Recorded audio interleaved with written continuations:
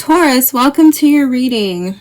Today we're looking at your love life, past, present, and future. And at the end, we're going to pull some oracles, of course. Taurus, I've missed you guys. It feels like it's been too long. This reading is actually delayed. I meant to do this like 4 days ago. But my daughter, who has a Taurus moon, has been sick, and I've been trying to balance that out with a bunch of work stuff. So you got put off a little bit. I hope you guys are doing well. And I've missed you, if I didn't say that already. So let's get into it and see what we have for you today. For Taurus spirit, past, present, and future in love for Taurus.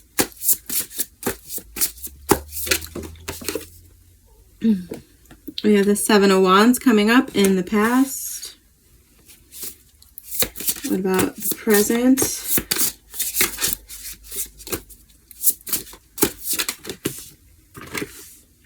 The Ten of Cups. And the future. What do we have in the future for Taurus? In love. In love. Thank you. Whoop. Okay, we got two cards. The Eight of Pentacles. The Knight of Cups. Beautiful. I got some selenite here on my table. Okay. At the bottom of the deck, we have the Emperor Taurus. The King of Wands underneath that. Okay. And the Empress. Stop.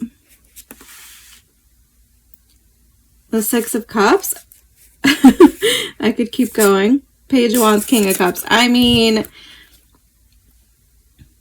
beautiful. Beautiful energy. Let's just hop in and clarify so that I can get this full message out to you. Can we clarify the Seven of Wands in the past for Taurus, please? I clarify the Seven of Wands in the past. Thank you. The Chariot. Yeah, okay. So far we have Aries showing up in Cancer. Clarify the Ten of Cups in the present.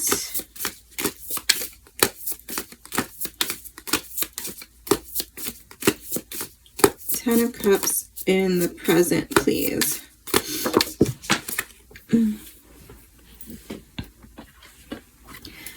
The Two of Pentacles. One more for that. Thank you. Okay, two more. The Heart of Swords and the Ace of Pentacles. Okay.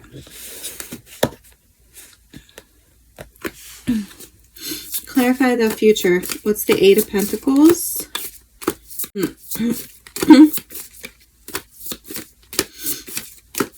Clarify the Eight of Pentacles and the Knight. Yeah. Ten of Cups, exactly.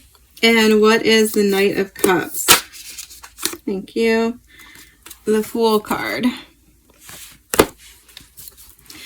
Bottom of the deck, we have the Moon. Okay, so we have double Aries energy, Pisces, Cancer, double Cancer energy, Pisces energy. Do we have, oh, we had you. We had the Empress. And Libra, of course, as well at the bottom of the deck here. Taurus, I am speechless. Yeah, Five of Wands. Okay, for those of you who are not in a committed relationship already, I do feel like there can be some competition here. You could have, yeah, I just broke the deck at the Three of Cups. You do have a water sign showing up and a fire sign showing up, okay? It could be any sign, but for some of you, you do have a choice. Two of Pentacles, Ten of Cups. And what I'm getting a lot of here is like effort. I'm getting a lot of effort. I'm getting a lot of work. For all of you, your connections have not been easy in the past. Okay, we're getting the Chariot and the Seven of Wands. So if this is an isolated past relationship, you had to really fight for this. You could have been dealing with somebody who was defensive or just not open to having a relationship, not open to being vulnerable with you, wasn't ready. And consequently, that relationship might have dissolved. Okay, but if this is a relationship that you're still in, I feel like this is something that one or both of you have had to fight for. There has been some defensiveness. Things have come up that you weren't ready for or they weren't ready for, and I feel like you might have had to take control of the situation. Like you might have been sort of the director, the captain of the ship, so to speak. And I'm just getting some conflict. I'm getting some tension. I'm getting some real effort and time that has had to be invested. Okay, if this is a current relationship. And like I said, if that's a past relationship, I do feel like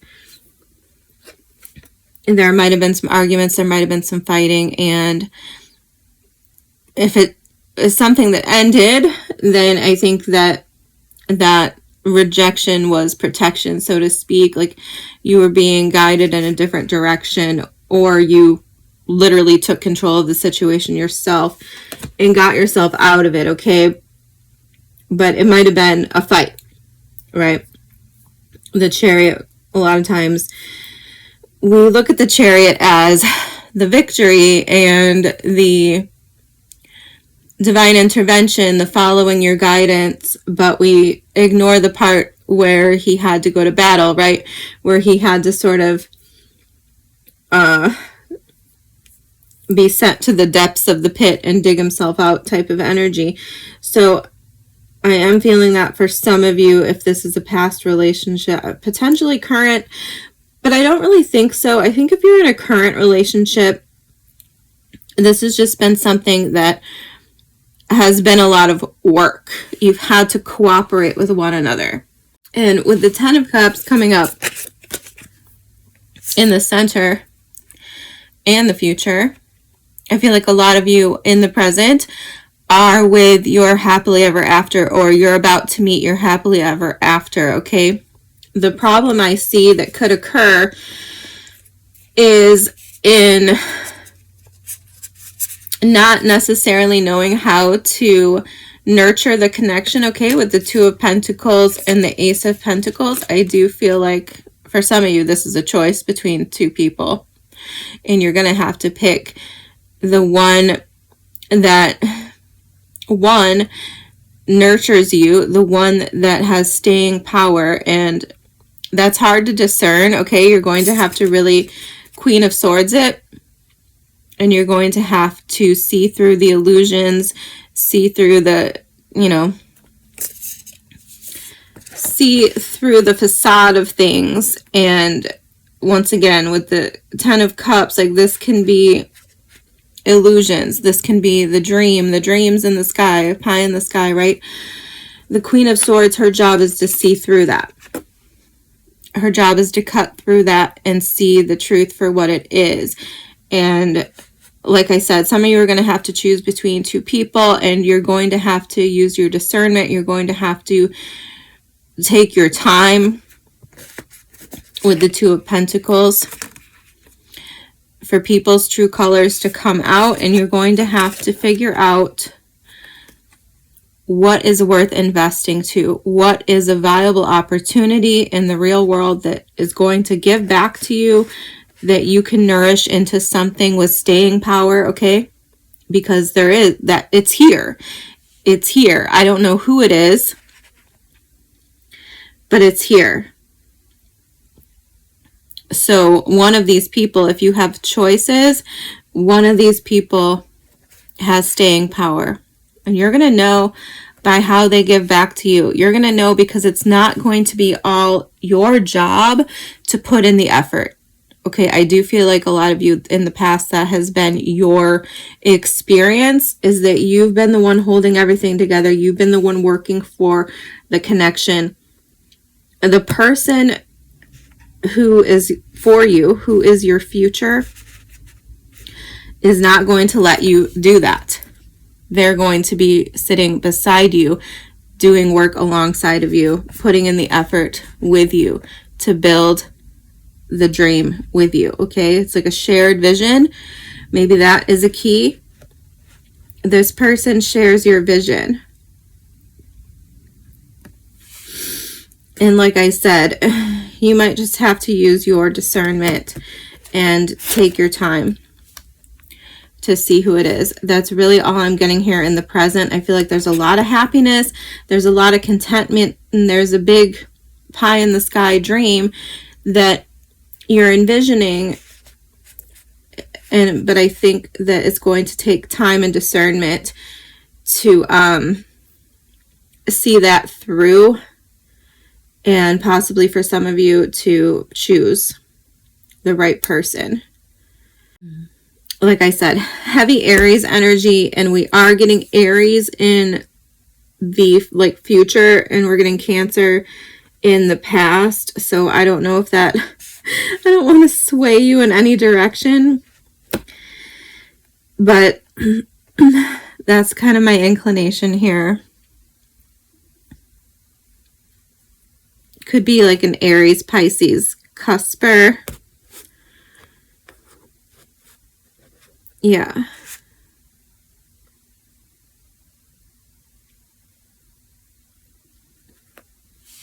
So I hope I covered everything there, Taurus. Like I said, time, discernment, balancing out, yes. Balancing out the dream and the reality, right? The dream and the plan to build the dream. The Ace of Pentacles takes time, it takes effort, it takes nurturing. It's like a baby, right? You have to feed it. And in terms of a relationship, both people have to feed it. Both people have to take care of it for it to become real. And this transitions beautifully to the future, where we have the Ten of Cups coming up again with the Fool. Okay, you have to have faith. Eight of Pentacles, Knight of Cups. I do feel like somebody is sweeping you off your feet here. Even if this is a long-term relationship, somebody that you're already with in the present, I feel like somebody that you're with in the future is stepping up their game. They're putting in the work. They're sweeping you off your feet. If this is a connection that has seemed stagnant, and you know, like if you feel like maybe they've been losing interest, or they're just not appreciating you, taking care of you the way that they should, I feel like they're stepping up their game in the future. This could also be somebody rebuilding their reputation with you, okay? If you have some things going on in the present where you can't choose and you're kind of delaying making a decision between two people, somebody is going to put in the effort. Somebody is going to, you're going to see that one of these people, if there's a choice, is actively building up their reputation with you. They're putting in the work repeatedly, right? That's what you're looking for here in order to make a decision, in order to fine-tune your discernment about what you're taking with you into the future. And clarifying the Eight of Pentacles and the Knight of Cups, we're getting the Fool and the Ten of Cups. If you've lost faith in love, if you've lost faith in love, if you've lost faith in having your happily ever after and having a family, everything you've ever wanted, it's being renewed somehow in the future. Somebody is renewing that dream in the future for you by, once again, I think sweeping you off your feet. And I mean, that's a very short reading, right now, but I don't really have anything else to say about it, Taurus. I think that there's no like real problems. I think the problem could be just that maybe, you know, you've been dismayed by past relationships and you aren't necessarily super clear on your discernment, or you might not trust your intuition in the present, but in the future I feel like it's being restored. This is a very like wholesome reading. I feel like the Tauruses I'm talking to are on the precipice of overcoming everything else and moving into their future, into their permanent counter. I mean, we have counterparts right at the bottom of the deck. So 10 of Cups twice. So once again, like I said, if you are in a current relationship already, I feel like a lot of you could be, then there's like hope, faith, and renewal coming up in the future. And somebody is really like, they're upping their game romantically, like they're putting in the effort. And I feel like you're going to be really happy. Okay. Let's get you some oracles.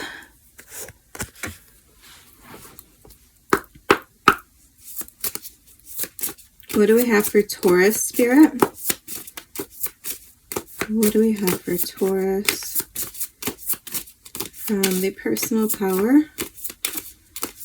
What's your advice for Taurus? Thank you. Okay, we have release what doesn't, I release what doesn't serve me, number 19. And at the bottom of the deck, I am sacred, number 11. Yes, I feel like that one for sure. I mean, probably this one too, but I am sacred for sure. I feel like there's a renewal of that happening in the present and in the future here, where you're going to feel that. Someone's going to make you feel that. Probably because you have refused to settle. You've refused to not believe that for yourself, right? Okay, let's pull. I'm using the Beltane Oracle from here on out for these readings. Starting with you, what do we have from the Beltane Oracle? Self-worship. Oh my goodness, what is this? Number 37, self-worship. Okay, well, I'm not going to encourage or discourage this theme I'm seeing here, Taurus. It says, my hands fold as I speak to the stars, watching as the sky holds its breath. It's in stillness that I find all that I am and all of divinity within me. Yes, well, I happen to be of the firm belief that all of the love that we want returned to us in the world is already within us. I also believe that we often project ourselves onto other people and cause ourselves to fall in love and things like this. So that's a thing. Okay. Number 37 again, it says return to self-care. You're in need of some major self-care as you are spread too thin and give too much of yourself to too many people, projects, and ideas. The real spiritual work happens in the moments when you make your well-being a priority. Be a little self-centered and focus on nourishing yourself for a change. Worshipping yourself isn't selfish, but rather is a sign of self-respect and an acknowledgement of the need to save yourself before you're in a position to help others. Self-worship can also mean you've been putting yourself down, focusing on your flaws rather than seeing how beautiful and worthy you are. How you speak to yourself has more impact than the words of anyone else, as the harsh words you speak against yourself drain you of your energy. Negative self-talk can create blocks, doubts, and limiting beliefs that prevent you from experiencing the blessings that are your due. This is your reminder to worship yourself and find compassion and forgiveness even for your most unforgiving parts. Well, I feel like that's a side message for some of you who need to hear that first. For others of you, I don't feel a sense of like lacking self-esteem or anything like that here, but certainly it's a good reminder. All right, I love you, Taurus. I will see you soon.